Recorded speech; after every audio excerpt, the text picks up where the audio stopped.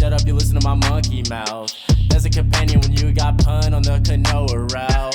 Hopped in a portal and got in a fight, Elias knocked him out. Bow, Naruto fighting style. Bow, UFC he tapped out. Bow, we win, we get crowned. Monkey mouth, monkey mouth, monkey mouth, monkey mouth. Alrighty, everybody, welcome back to the Ones Who Woke Up podcast. This is Joshua, as always, and today I've got with me Scott Sauter. And so why don't you tell everybody a little bit about who, because this is going to be pretty much everybody's first time being exposed to you through my podcast. So why don't you tell everybody, who you are, what you have going on, where they can find you online, and how they can support you if they want to. Absolutely. So I'm Scott Sauter. I do stand-up comedy in Austin, Texas, greatest city in the world. That's what I'm talking about. Yeah, I know you've lived here your whole life, right? Yeah, I was born in Brackenridge Hospital. Oh, my goodness. Okay, well, I was not, but you can find me. It's all good. We love you all the same, brother. It's all love. I appreciate it. But you can find me. I host the Egotistical Comedy Mic at Ego's Bar in Austin, Texas on South Congress. We have a twice monthly comedy showcase. And we got a show on December 1st coming up, so you can catch me there. And you can see me online. You can follow my social media content at Sauterhouse Rules on Instagram and just my name on Facebook. I've got a lot of video content out on Facebook, also under Sauterhouse Rules. So lots of fun to be had there, I think. I was gonna say you're a really fun follow. Ever since we linked up a few weeks ago, I started giving it a follow, and yeah, dude, it's all fun content. It gives me the dopamine pings. Thank you. Yeah, right. We try. Isn't that what you want? Isn't that the whole idea? Ideally, people would enjoy it. So, how did you get into comedy? What was there like a moment? What inspired it? Yeah, so I grew up in this really small town, Stewartstown, Pennsylvania, and there really wasn't anything to do, but there was a place called Acting Up that had like acting classes that ended with like a little performance for kids. I mean, I was probably like 7 or 8, so they just did like youth theater, but then once I got to be like in high school, there was this. There's actually this really cool church in town. Give a shout out to Stewartstown United Methodist. Oh my God! This sounds like everything I would expect a story coming out of a place called Stewartstown to sound like. Okay, yeah, it's a great little town. It's a little farm town, really. How many people are there? Oh, now it's been growing, but there's less than 10,000 for sure. Damn it, man. Okay, yeah. I feel you. I have an idea now. Okay, yeah. So, are there any Amish people inside or like just outside of town? Yeah, Lancaster. That's a big Amish place. That's about half an hour away. Okay. So it is like it's. How long is that by carriage though? Oh, probably take you half a day. Yeah, half a day. Yeah. Remember, we're traveling by automobile here, not by clippity clop. Yeah, no, I mean, no, you wouldn't want to go to Lancaster on a. I think they measure time in terms of barns erected. It'll take us a barn and a half for us to get to the town nearest. Oh yeah, no, and is that how? I'm not familiar with Pennsylvania. Is that how they sound? Was I doing a good Amish interpretation there? I think so. Yeah, I think so. They definitely have like a very old world kind of feel to their accent. Yeah. You know that they would be one instance of troglodytic people. A troglodyte? Are you familiar with what a troglodyte is? I'm not that smart. Someone so the only reason why I know this is because I watched Land of the Lost with Will Ferrell and Danny McBride. Oh, okay. You familiar? I haven't seen it. So there's a point where Danny McBride and Will Ferrell and Will Ferrell's assistant happen across these like semi-sapient ape people, and they're about to kill one of them. Like there's 3 of them, and they're ganging up on one. And the chick in the group is like, "No, stop!" And they kind of have this moment where like, oh shit, these are 8 people. And like they are like giving us big eye contact now type shit. So everybody kind of freaks out, and Danny McBride runs up and he busts out his Zippo and goes, "Behold, ye troglodytes, fire!" and fucking blows their minds with fire. And I laughed at the joke because it's the way Danny McBride delivered it, right? Like, he was so eccentric in the way he pulled that off, but I didn't know what the fuck a troglodyte was. So I went and Googled it. Yeah. And a troglodyte is someone who's intentionally backwoodsy or behind the times. Okay. Would that effectively be a fucking Amish person? Yeah. Right? Like, they're not using cars. That's Yes. intentionally backwoodsy and behind the times, right? Yeah, I mean, yes, they are they're definitely intentionally behind the times. I think one of our dreams is always like to hook up with an Amish girl. You know, like be the one who some Rumspringa. be the one who like coaxes them out of Amishville with dick. Oh yeah, and there's all kinds of like because it's in the Bible Belt really, and there's all kinds of like eroticism around like Amish eroticism. I guess. I mean, no, I'm hearing about it now. Yeah, I think it's might be a local. I feel like acquired taste. I feel like this is adjacent to the concept of sulking. Have you heard of sulking? Sulking? So apparently, there's this big thing in the Mormon community where these fuckers put their dicks in the exhaust of their vehicles and let it sit there and absorb the warmth from it because they can't fuck. They would literally, these motherfuckers will literally do this shit before like basketball games and shit. Like, it's like a thing they're doing out in the parking lot.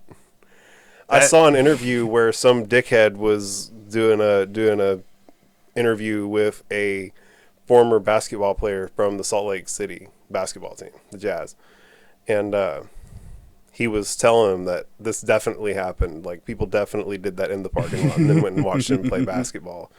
And this dude was so fucking mind blown. Like, you could see, he just had no idea this could have ever even been a thing. And it is. Out there in Utah, out there in Mormonville, those people are so sexually deprived that they'll fuck their exhausts. That's, wow. I mean, I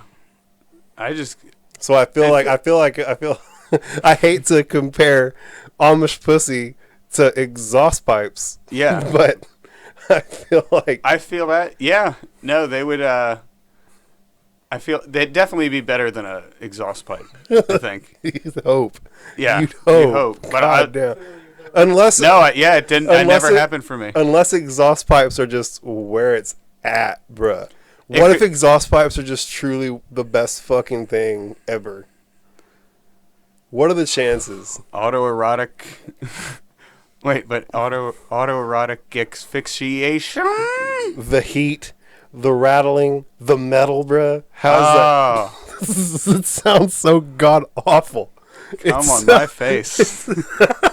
It sounds miserable. Why would they ever do that? I don't know. Man and machine. Just go beat your dick, homie. Go flip open your cell phone and fucking handle your business at the fucking in your bedroom. Like, you don't need to fuck a tailpipe.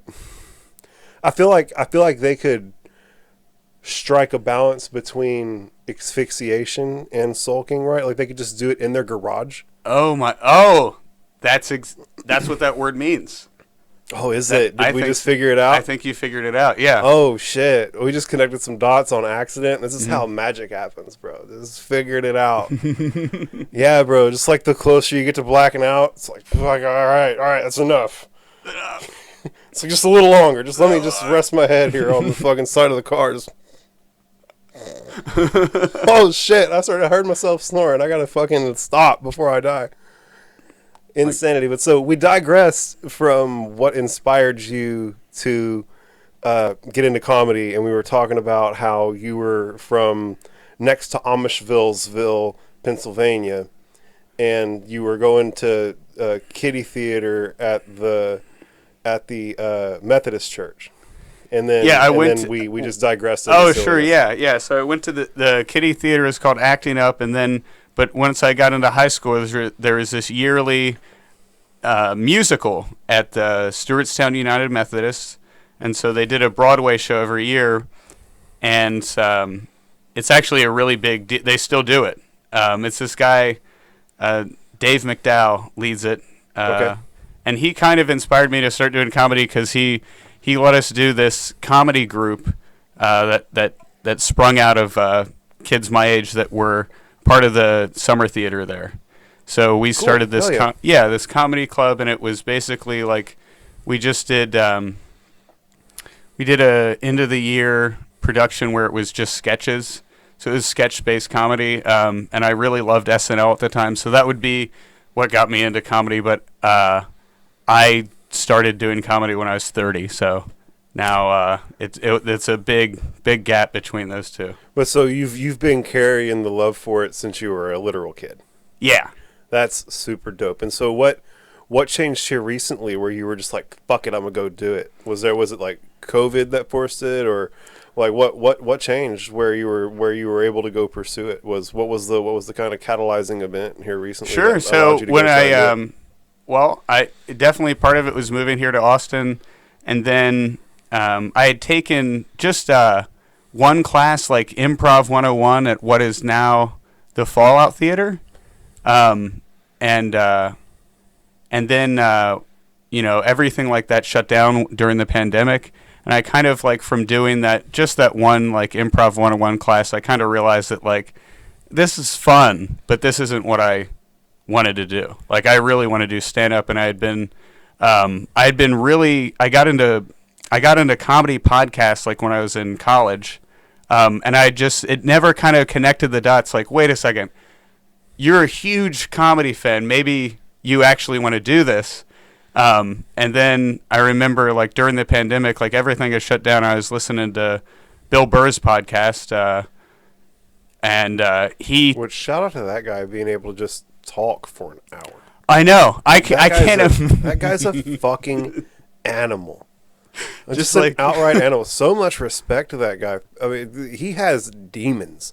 To just there are hell demons in the back of his brain just screaming at him, "Stay this shit!" And he's just fucking holding it back. Where I just watch him talk for an hour, and I feel like he's holding so much back. Oh yeah, like it doesn't feel like he's struggling to like, what am I gonna say here? He's just like, oh my god, please stop the flow of these demons. It's literally the sense that I get from Bill Burr. I agree. Yeah, that's how. As long as I'm not crazy. No. Yeah. Right. No. I feel like, I think he's. Yeah, I can't imagine sitting around for an hour, like just alone and just talking and be interested enough to like feel good enough to put it out.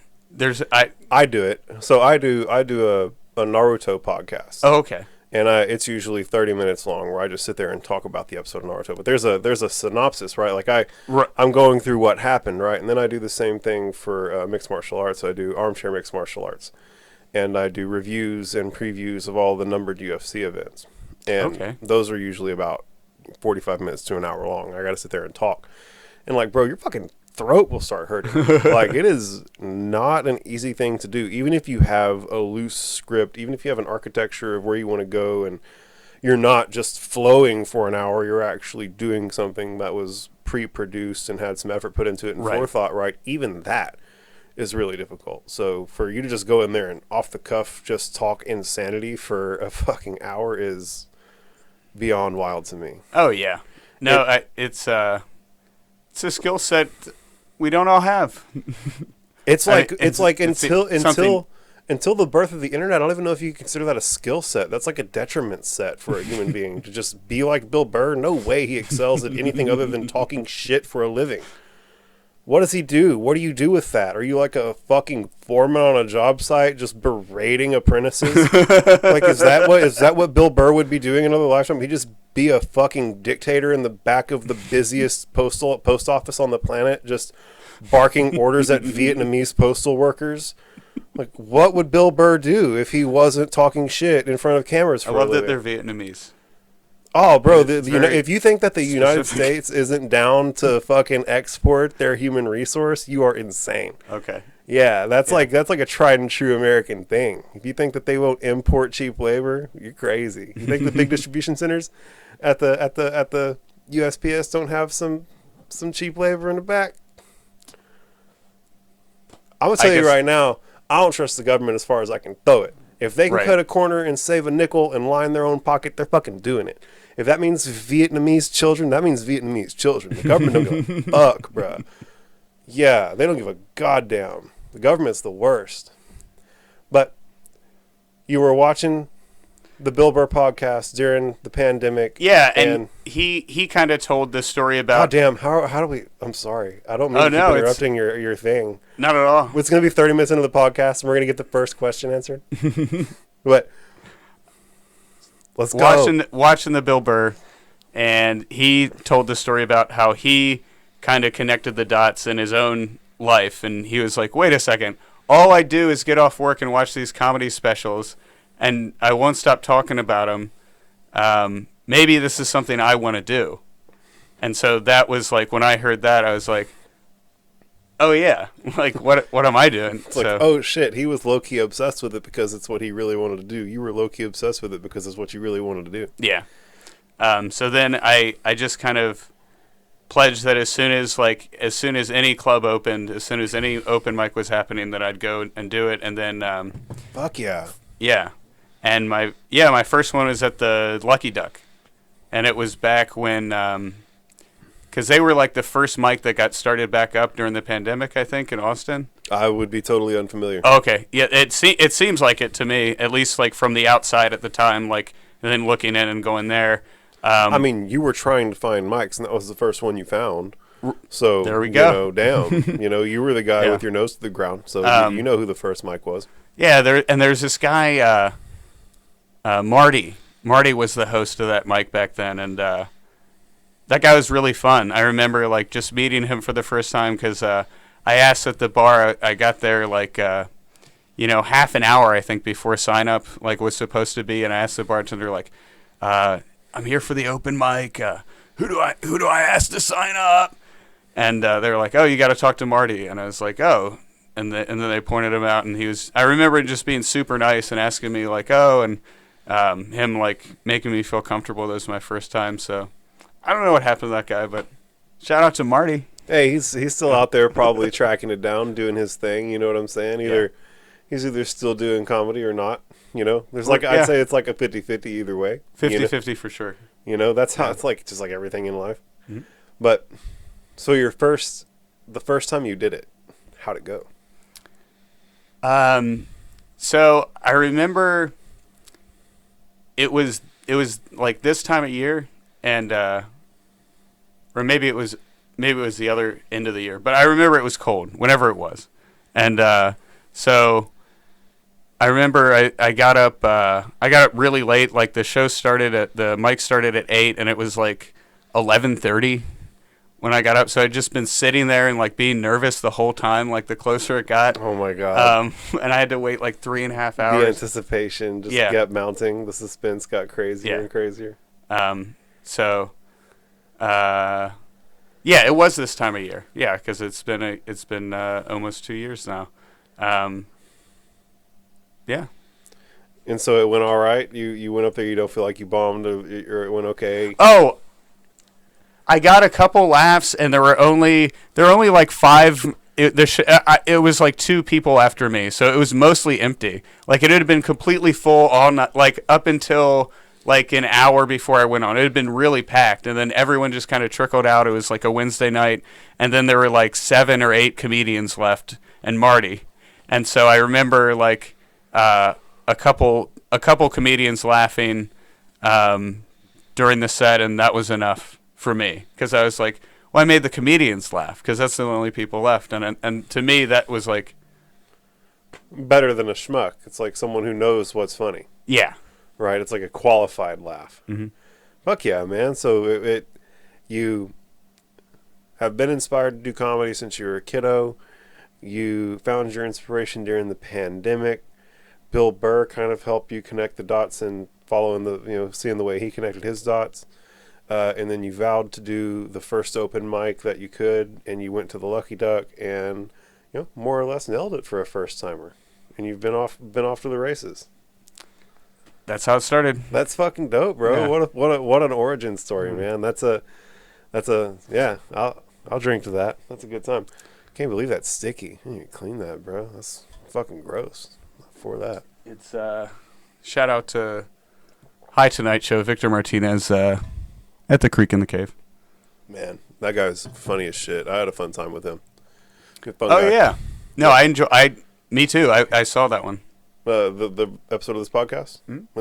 Yeah. He's a funny dude. He's got a fun story too. I'm excited about working with him more. Like I was talking with you outside before the podcast, while we were handling our business. There are a lot of guys in the industry that, I've only been really involved in the comedy scene for 6 months, but I cut my teeth doing big boy professional shit. Mm-hmm. And I feel like there's a lot of guys in the industry who are just funny dudes and who believe that's going to be enough to carry them.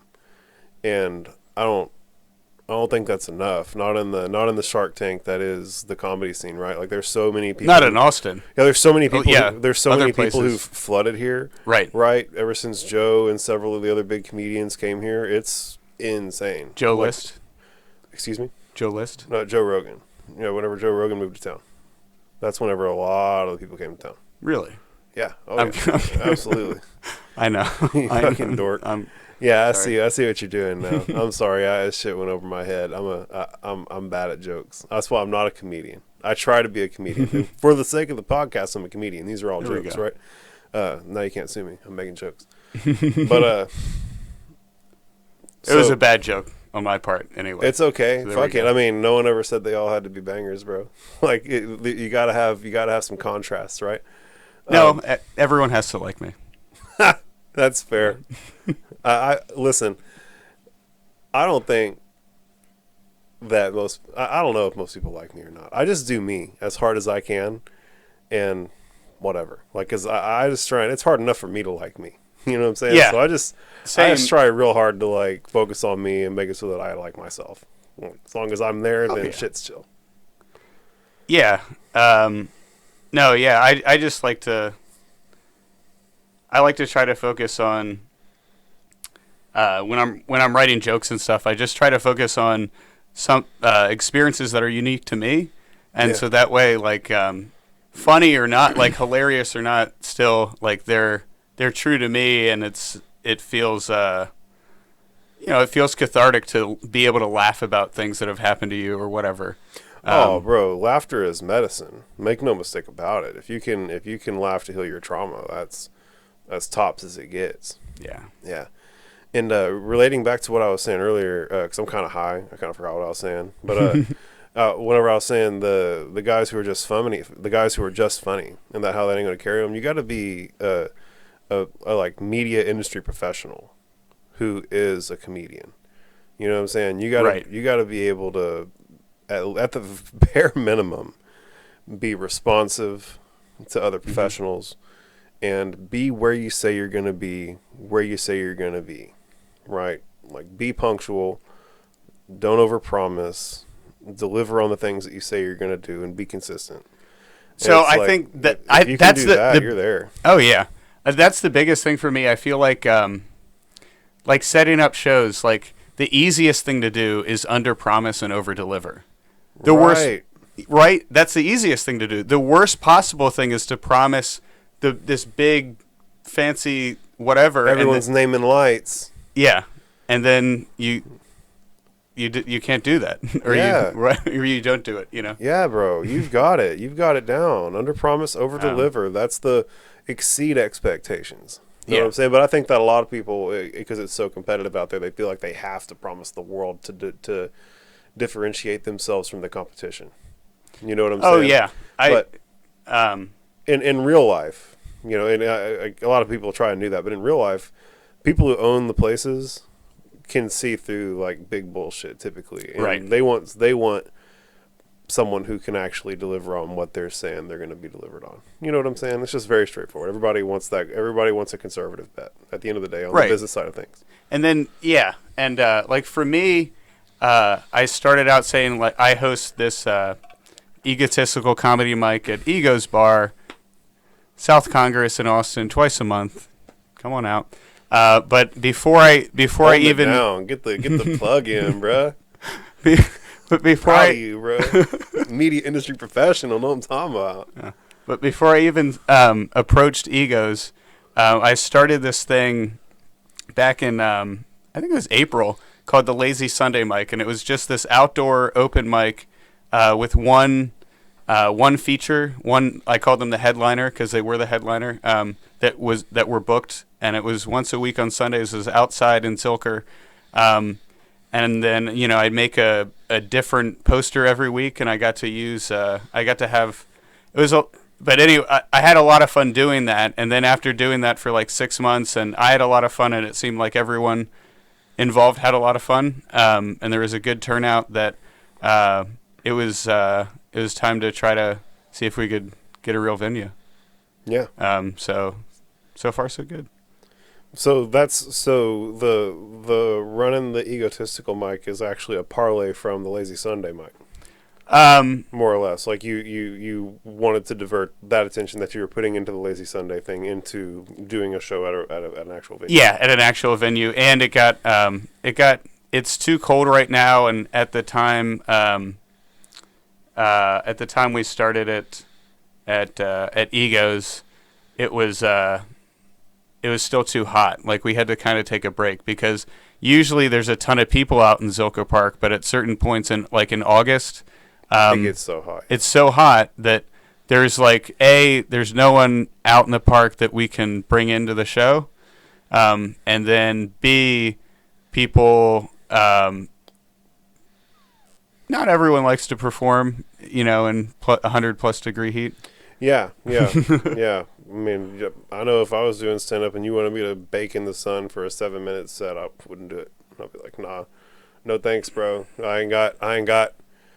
I ain't trying to lose that many calories in the sun today, bro. Yeah. I'm trying to chill. I mean, that just it sounds miserable. Yeah. To be just like cooking out in the sun, but you can always put up a little pergola or something. There's always ways around, and bring out a Mister fan. There's shit you can do, but so you've been having fun with the ego. How long y'all been doing the ego mic? This is gonna be our 3rd month doing it. December 1st, yeah. Hell yeah, that's great, dude. Yeah, and I'm sure the Lazy Sunday mic will come back. I'd like to have it because our Egos is on Thursdays, so there's still room for Lazy Sunday mic. But I would just keep it lazy. Keep it lazy, right? Yeah. Like whenever it makes sense, I'll do it. Yeah. Don't put too much pressure on yourself to do something that literally has lazy in part of the brand. Like, fucking take it easy, get that shit done when it makes sense, bro. Yeah. That'll be a special little treat for the people who follow. You know what I'm saying? There we go. But so, what was the name of your hometown again?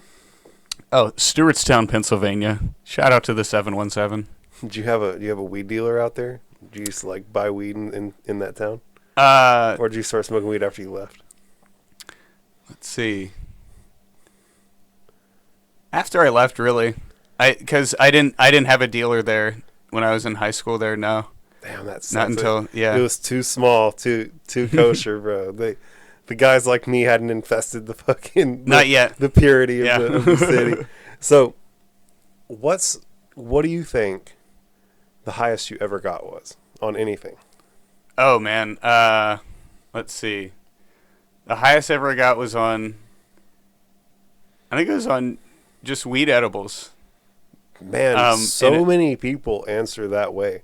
Really? Yeah, bro. Weed edibles are a menace, bro. Because everybody thinks they got a big swinging dick. Yeah. Till they take 100 milligrams and put their dick in the dirt for fucking 6 hours. You know what I'm saying? And you can have a damn near hallucinogenic experience on edibles. For real. Oh yeah, I remember I was seeing. And maybe it's because I've done psychedelics in the past, but I was seeing trails and stuff on everything. Yeah. And I was like, oh, this is the real stuff. Yeah. But mostly the most uncomfortable part of it was I kept having this feeling and it wouldn't go away for the longest time that a car was about to hit me. Oh my God, were you in a car? No, I was in my apartment, and I live on the 2nd floor. It's impossible for a car to get up there. It's not, and I kept feeling Where are the headlights? Like bro, the Dukes of Hazzard are about to bust in through my bedroom window right now. Yeah. Oh my God, the stupid shit that your brain comes up with when you're high. Yeah. So, it was the highest you ever been. How long did it have you fucked up? Before I went to sleep, it was like I passed out after 2 hours of being like that high. But then even the next day, like I kept like literally like nodding out, like it, like in a like what it would feel to be a narcoleptic. I think, yeah. It gave like you temporary narcolepsy yes. for a whole 24 hours. Just like, yeah, it was a full 24 hours of just being like. What were you trying to do the next day where you were nodding off? Were you just hanging out at the crib, or you having to like go to work and be a professional? No, I mean, luckily I was just at the crib, but I would have done some open mics at least. I would have gone out. I would have gone to the clubs. Oh, fuck, this was recently. Yeah, it was probably a year ago. Since you've been doing comedy. And you've been doing comedy less than 3 years. Mm-hmm. A year ago. Damn, yeah, that's recent, bro. What did you just go with some like asshole give you a brownie, or do you know how much it was? Do you know how strong it was? Yeah, it ended up being 400 milligrams. Whoa! Whoa! That popped your ass. That's a big boy dose, homie. It was too much. I got it. I didn't really look. I got a bag. I was in. I went on a trip. I went to New Mexico, and so weed's legal there. Yeah. And so I just got a bag of like little caramels, and I was already smoking. And so I just kept eating the caramels, and then I looked at the bag thinking it would be like, oh, it's like 5 milligrams each or something. 400 milligrams. No, I just tanked like them. 50 milligrams each or something, 25 milligrams each. Yeah. Jesus Christ. So it just hit you like a ton of bricks when you realized how high you were about to get. You're like, oh shit, I'm in trouble. It's about to get real. About to get fucking real. So they were caramel. I was going to ask where you got them. They're caramels from New Mexico. Dope. Yeah. Man. Thought the Dukes of Hazzard's about to bust in. That's great, dude. That's so funny. So have you ever done any psychedelics at all? I mean, you said that you had done some psychedelics previous, so obviously the answer is yes. But sure. What type of psychedelics have you done? Are we being real? Yeah, I want to hear it all. Acid, not a big fan. DMT, liked it a lot. I've only done it once. Feel like that I had the gentlest reaction to that. It felt, but I guess it is the most natural, maybe. Oh, we're all actively holding DMT in our brain. Yeah, for sure. And then mescaline, mushrooms, and then one time what I thought was acid, we later tested. It was this weird research. Like CB2 or something. 25I or something. Mm-hmm. Some weird something. Yeah. Yeah. Probably had a blast. It was just like more dangerous than what LSD would have been. Yeah, it just felt different, like a little. Almost kind of cringy, right? Yeah. Yeah. Yeah, it's just cringy. Yeah, been there, done that. Yeah. I know the feeling. Yeah, I used to go to Bonnaroo, so that's I think mostly where I did. What's Bonnaroo?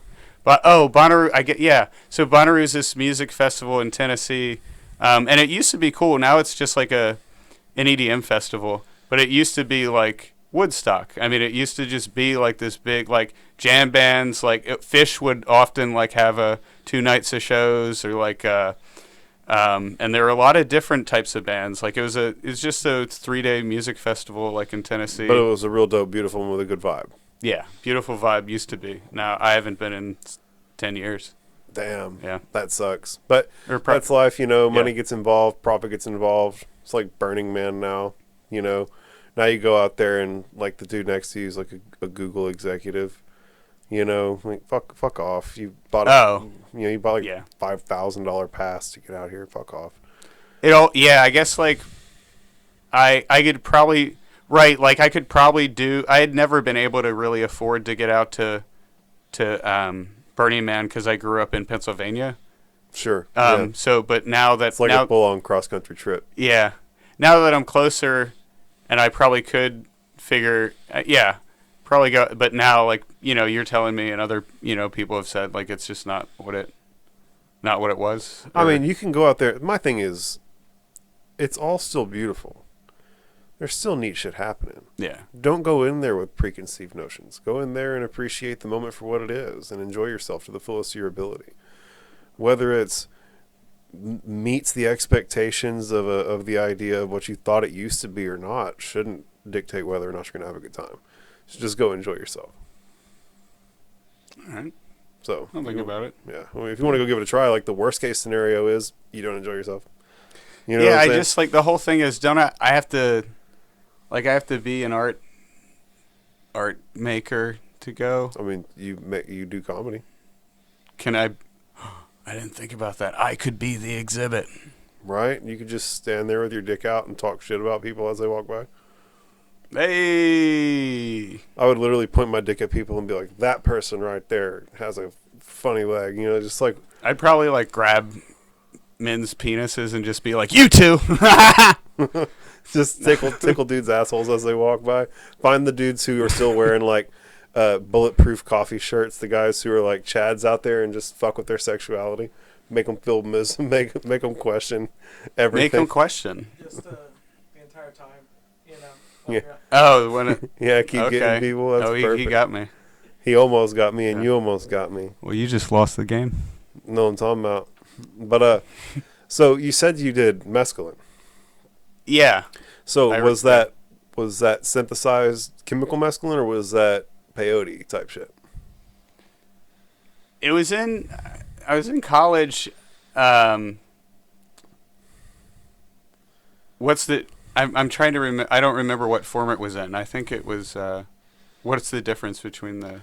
Well, so you can get literally liquid mescaline and put it on anything. Oh, that's how we did it. Yeah, it was then, liquid. It was. But then there's also peyote, which is like I'm really not too familiar with it. And then there's also San Pedro cactus. You can make from San Pedro cactus, make tea out of it and shit like that. And We didn't do down. that. No, it was just like blotter paper, I guess. Perfect. Okay, Yeah. or whatever. Maybe candies or something. Who knows? Either way, y'all did mescaline. That's how I did it. Was blots as well. Yeah. It was on a shock tart. Yeah, shock tarts are dope. I don't know what that is. It's a fucking it's a candy. It's like Oh, a okay. very, very tart candy. Oh, Very- shock tarts. Yeah. Yeah. Yeah. I thought it was like a cool guy term. No. Something Well, I mean, for they're going to shock your ass. Yeah. It's kind of the idea. Shock But, so how was mescaline? How'd you like it? Because you're one of the only people I ever talked to that I can have a shared experience with on it. Yeah, I really enjoyed it. My friend Joe. We Shout out Joe from college. Joe from college. I'm talking about. That's who I'm talking about. Yeah, no, we went to the. There's this awesome park in Pittsburgh, where I went to college called Shenley Park, and so they have like all these woods there and like a frisbee golf course and like there's big hill that overlooks like the city. Neat. Yeah, so that's where we went. I remember it feeling like, I don't know, I just felt like I was in a Western. Those are just like the vibes. Yeah. Type energy the whole time? Whole time. Yeah. That's super fun, dude. Yeah. So it was a long time ago. That's what I remember. And I remember we saw there are two people that were clearly tripping or were just a shared hallucination because there was like this guy, like he looked like a Holocaust survivor, like so thin, like right after he got out of camp. And like he was wearing this like just like a blanket wrapped up in like all around him, like with like like safety pins, like holding it together. Like it's like this like wild jungle looking blanket thing, and then there's a guy in a regular wheelchair like rolling around on these dirt paths with big rocks everywhere, like had his legs like stump legs And I remember just like seeing these people like walking and just like this guy like dancing like a Hare Krishna guy or something, and just just the trippiest thing. Oh my god.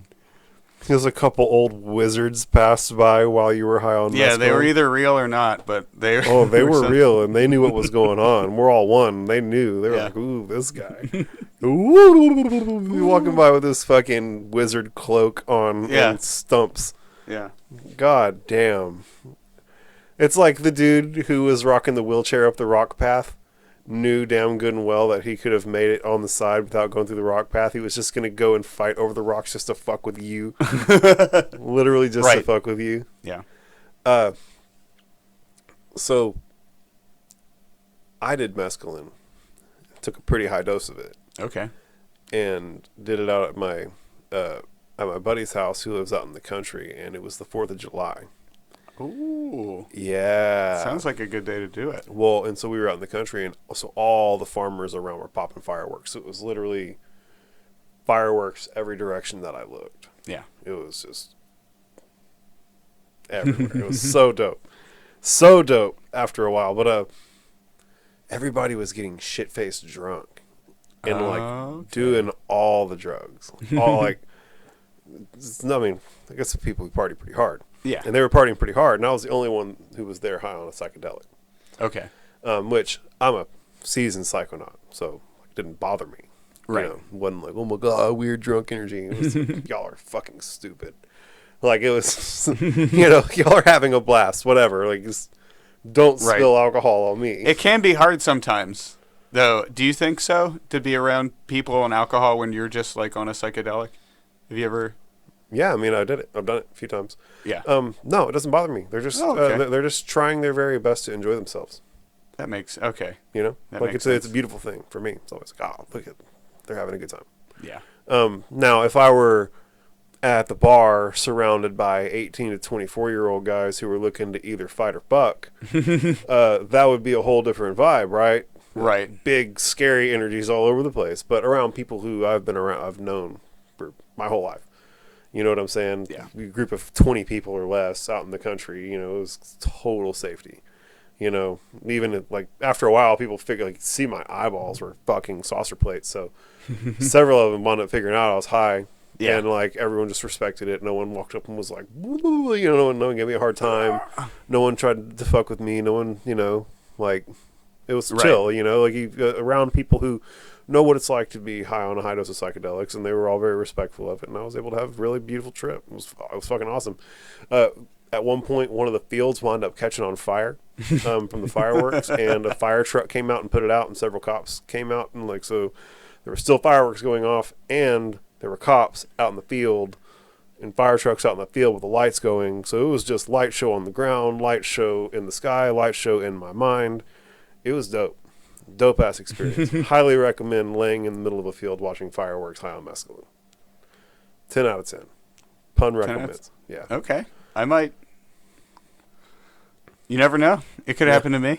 Yeah, I mean, Yeah, so if the opportunity ever arises, remember these words. That's the idea is, if you ever get that type of opportunity, remember, it's a pun-approved activity. 4th of July. Maybe even go seek it out. I wouldn't be mad if I found out that you went and hunted that experience down. But so, out of all those psychedelics, Yeah. what do you think your favorite is? Probably DMT. It was like the best experience I had. Yeah, you told me that that you had a real neato experience on that. Are you okay with talking about that on the camera? Sure. So tell us about it, because I've shared my DMT experience. Firstly, I've shared a little bit of it. Well, I didn't share it with you. Maybe I can run through a little bit of it so we can share it. But Okay. I've talked about my experience on the camera a bunch, so it's kind of like a humdrum story. But it'll be Oh. fun. It'll be fun to hear your kind of Yeah. fresh take on it. It's vastly different from mine, so I'm really really enthusiastic for folks to just hear your truth on it and to hear how vastly different the type of experiences you can have are. Sure. So my experience was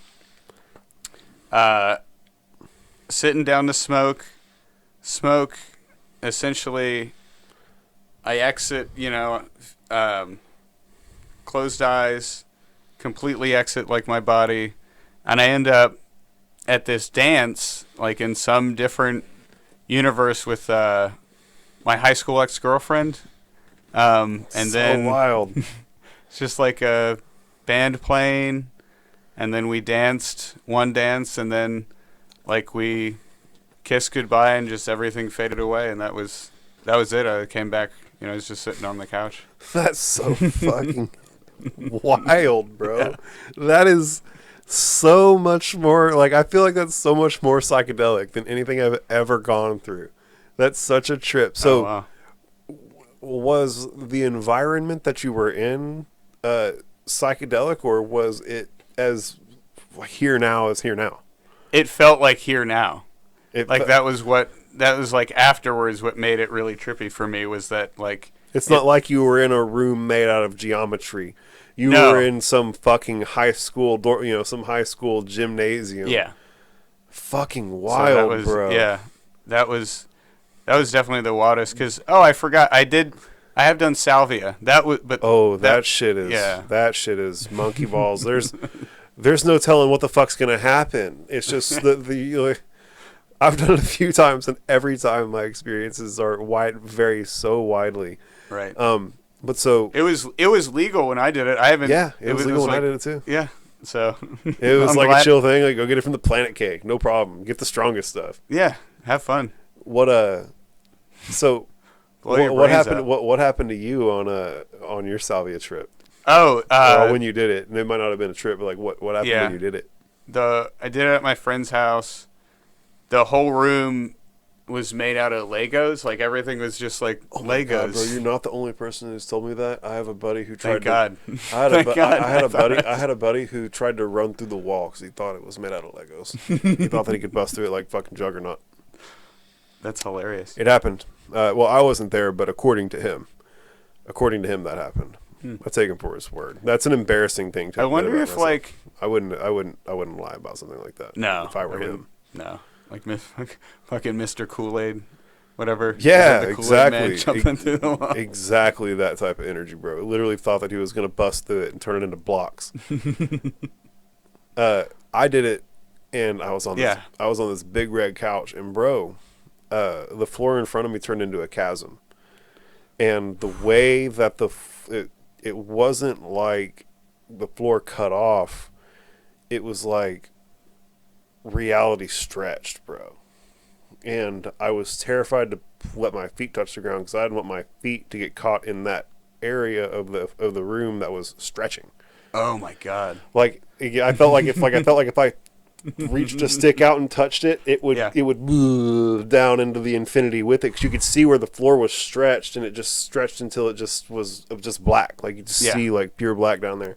And I was like, I don't want my feet to fucking stretch to infinity. Fuck that. And so I kept my legs locked out for Stretch Armstrong. as long as I could, until the trip wore off. Yeah, so shit is weird. I had a buddy in college. I won't say his name because he's a family man. First and last. Kyler Sabula. Oh my God. It's You not really did it. No, it's not his Really? name. But if he ever hears this, he'll know who the fuck I'm talking about. Okay. If he hears it, he's gonna know. But let's say Kyler Sabula in college. We all do it, right? And it gets to his turn. And there's me and another pretty big old boy on the couch. And he just looks at us with like the craziest eyes, bro. Like blatantly crazy eyes, bro. And me and this dude on the couch look at each other like, what the fuck is this guy looking at us like this for?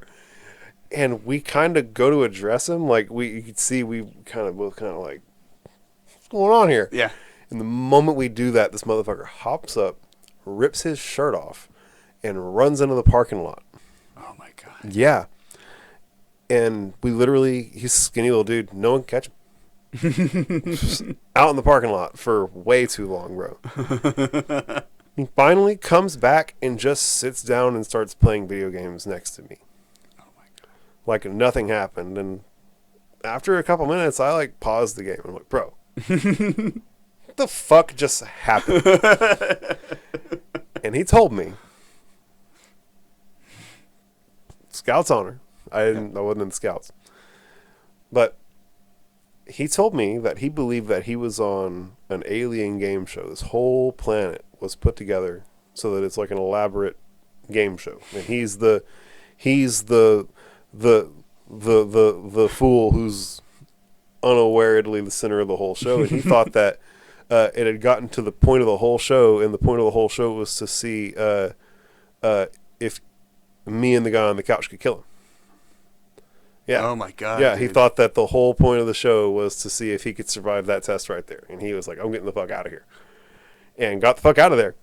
And came back and was just like down to play video games. And I was like, we realized that was never going to happen, right? And he's like, yeah, I get that now. I'm like, cool. As long as you don't think that like there's a ticking clock where I might have to like turn into the guy who's going to kill you on the alien game show again, buddy. Like, as long as we're cool. Are we cool? We're cool. Yeah. So yeah, salvia can definitely produce some really, really widely varying experiences. Oh yeah. And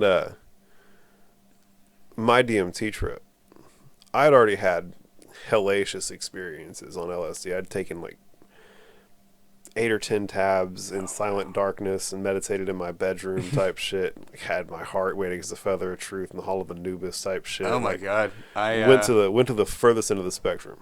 Yeah. But when I did the DMT, I had heard previously that like breaking through and getting to the end point of all these psychedelic experiences is effectively the same, no matter which one you take. You take enough mushrooms to have an ego death, it's going to turn out what you basically go to like the place where souls go to hang out between incarnations is like the idea, right? Like you're in that selfless state, right? And if you get to the selfless state, it doesn't matter if you took the bullet train that is DMT, the walk through the woods that is mushrooms, or the spaceship that is LSD. It doesn't matter, right? At the end of the day, as long as you get to that point, you've effectively done the thing. Yeah. And I wanted to test that. You know, I was like, let's fucking see, because like it's hard to recreate. Blast off. Yeah, it's hard to recreate that type of experience with LSD, but it's easy to do with DMT. And so Right. I did it, and I like jet blasted my way through the whole experience. There's several like distinct levels to it, and I just didn't take any of it in. I was like, I'm going all the way. And so I did, and I mean, there was incredible neatness, patterns, geometry, all kinds of cool shit on the way up, right? Incredibly psychedelic. But then I got to that end point, right? And it was effectively the same, right? And it was as though I had gone to an art museum and sprinted through the museum to get to the networking at the end. And then tried to talk to the people at the networking about, all right, I'm here, I made it to the networking thing, what do we do? And they were like, well, you were supposed to take in the art between here and there so that we'd have something to talk about. Oh wow. And it's like, oh, fuck. Fuck. Okay. Fuck me. Oh. Was literally the energy I had whenever I that bonked me over the head. It was like, oh shit, I was supposed to, it's like the point of this was to take in the sights and sounds between here and there. Yeah. The fucking point of the journey is the journey, not getting to the destination. And I just like rocket shipped my way to the destination and got like basically laughed out of the room. And but I did get to go and like cruise around infinity and basically like be Galactus. I've never done that. So I was just cruising around. I like watched galaxies collide into one another and shit. Like big boy Nito shit. But I had never looked into Galactus at all, but I kept getting the distinct feeling that this was what it was like to be Galactus. Are you familiar with who Galactus is? I don't think so. Galactus is a character from within the Marvel Comics series. Oh, okay. Yeah, and he was the last living being in the universe as the universe crunched in on itself before it banged again. And so his sentience emerged with every bit of matter in the entire universe as it erupted again. So literally everything is Galactus. And that's what we all are. Galactus. Yeah, we're all Galactus, buddy. And I was just unhinged, right? Like I was out of this thing. I was able to check out all the points in space and time because I am connected to all of them. I am them. I am every point in space and time. That's how you can see things that aren't here and now, because you are those things in space and time. Literally, whenever you think about yesterday when you woke up, like, remember that? You're literally going to a place physically in space and time to see that. Oh, wow. Just like whenever you think about what it's going to be like when you wake up tomorrow, you do the same thing. Right. Just like when you think about what your goals, where you want to be in 5 years, what you want to be, what success looks like for you. You can forge a path in the higher dimensions by going to those places repeatedly. Every time you go, it's like you're taking a trip through the woods. Right, and if you take 1,000 trips through the woods, guess what? Eventually you have a path that you don't even need to think about anymore. You can just follow the path of least resistance, and you wind up at the place in the woods you're trying to go.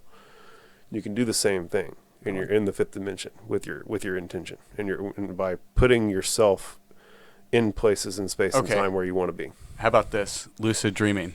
Do you do it? I don't dream at all. Oh, really? Yeah, I consume entirely too much cannabis. Oh, that's weird. Yeah. Well, I guess I know.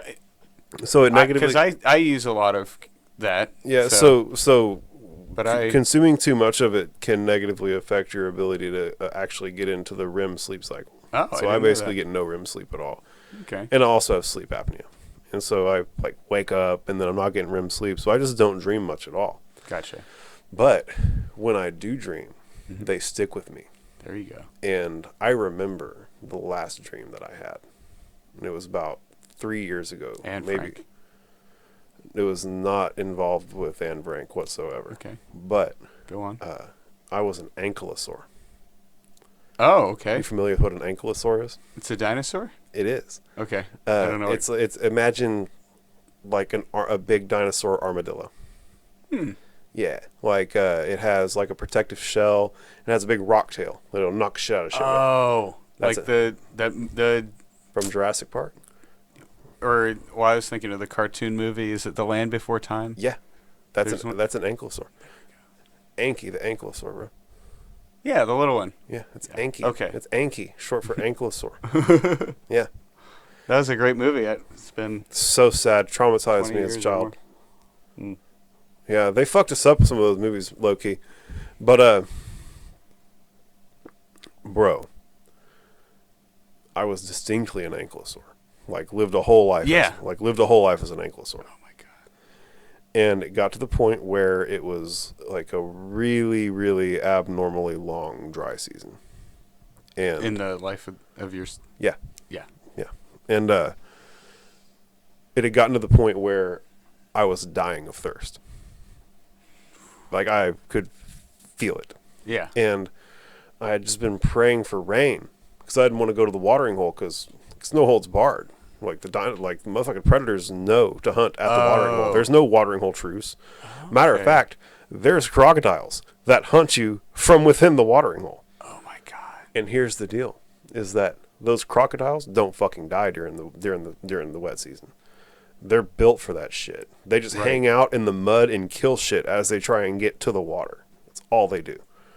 And so I knew that I was going to have to walk through the literal killing fields of the mud to get to the water. And then chances are there'd be crocodiles in the water. Matter of fact, the crocodiles ain't died. Yeah. It's the same watering hole. So now there's a greater number of crocodiles per unit of drinkable surface water. Right? So now every drink is that much more dangerous than it ever was before. And also they're in the mud. And I'm an ankylosaur, so typically ain't many shit that I gotta worry about. I can fucking turtle up and fucking hit you with my tail and shit's fine, just fine. Yeah. Fucking Velociraptor, I'll stomp your ass to death. No problem. Done it. Killed many predators who tried to kill me. And but I breathe air. And if those crocodiles put me underwater, 30 seconds, you're done. Done, bro. And so it doesn't matter how much armor you got, they grab you by the face and pull you underwater, you're done for. And I knew that. And so I was just terrified of it. I did not want to go, and I made my way through the mud. The mud and the mire. And I made my way to the fucking surface of the water, bro, and I looked at the surface of the water, and I looked for any ripples any abnormal ripple would be crocodile back. Mm-hmm. You know what I'm saying? Just looking for crocodiles like my literal life depends on it. Right. I finally work up the courage, and I take this drink, bro. Nice. And I'm telling you right now, this is probably the most satisfying drink of water that's ever been consumed by a living thing on this planet. I think that's why I had this experience, was so that I could experience the most satisfying drink of water ever had. Huh. And yeah, you in search of ecstasy, bro, thing take you to weird places, and sometimes you gotta starve yourself of water and brave death to get a drink of water in order for it to really hit the way it's supposed to. Yeah. And that's just a retrospective perspective. That's not how I felt about it. As a dinosaur, I was pretty pissed. But I drank the water, and god damn it, it was literally saving my life. Like, it was literally a life-saving drink of water. And right as I'm feeling the feeling of, like, I'm going to survive, I see something move out of the corner of my eye. And I turn, bro, and there's 2 big fucking, like, tyrannosaurs. Yeah. Like, not T-Rexes, the biggest dinosaurs of the day. Wherever you're at in dinosaur timelines. Right. The biggest dinosaurs, the biggest, baddest predator dinosaurs, they don't hunt. They sit on the hill and let other shit kill shit, and then they'll walk up and kill the shit that killed the shit, and then also eat the shit that killed the shit they had killed. And it's like, so you're a velociraptor pack, and you just kill the fucking, like, adolescent bronchiosaur. Right. You're, like, about to feast, and all of a sudden 3 T-Rexes walk up. You can either get eaten or go eat something else. And that's the way the T-Rexes eat. So this wasn't quite the biggest thing that there was out there, but it was like the biggest thing still hunting. And there was 2 of them. Gotcha. There was 2 of them. And they were covered in feathers, but not big, not like plumages, like almost like longer, stringier versions of the feathers that are on newborns. Right? It's like, it was like the center part of a feather was like limp and noodly, and then it had like fuzz coming off of it. Oh, right? okay. So like little tethers of fuzz on like almost feathers, right? That makes sense. I've heard dinosaurs might have had feathers. I saw it. It wasn't quite feathers. It was like pre-feathers. Gotcha. It was like what feathers came from. And the reason why they had evolved these is because they would pick up dirt and stuff. Like, they were the color of earth. Okay. The feathers picked up all the green and all the red and all the dirt and all the anything, bro. Anything that they came into contact with, that they touched, they became the color of it. Oh, perfect camouflage. Like, perfect camouflage, bro. And they charge me, bro. And so I square up, and one tries to go around the back of me, and I hit him with my tail, bro. And I feel his leg break. Like, I feel my fucking hit him, and I feel it give, bro. I'm like, and he flops over.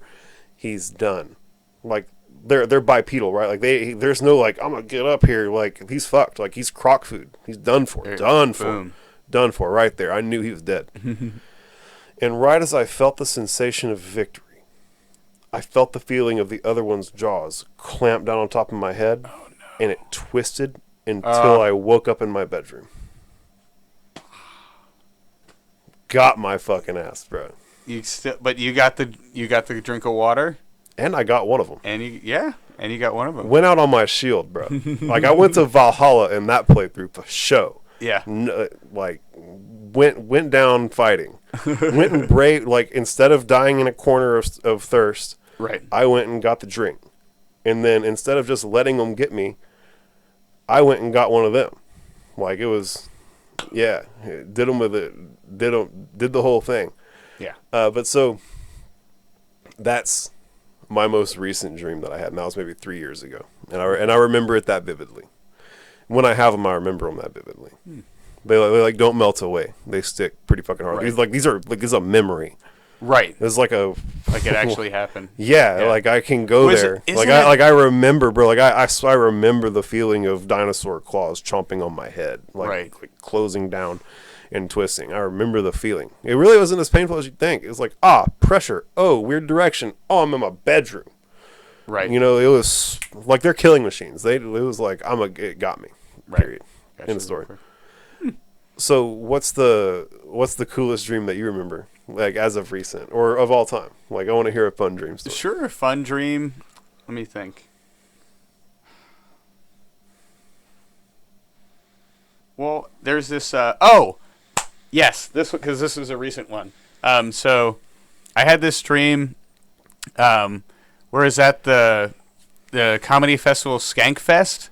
I'm familiar. Okay, yeah. So it happened recently, and I had a couple of friends that went. And I remember reading or watching their Instagram stories before going to bed this night.